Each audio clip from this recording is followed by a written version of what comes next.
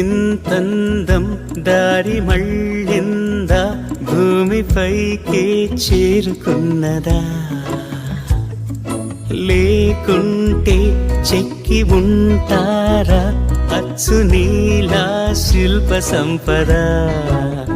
జగత్తు చూడని మహత్తు నీదేలే, నీ నవ్వు తాకి తరించి తపస్సిలా నిశీదులన్నీ తలంచే తుషారానిలా.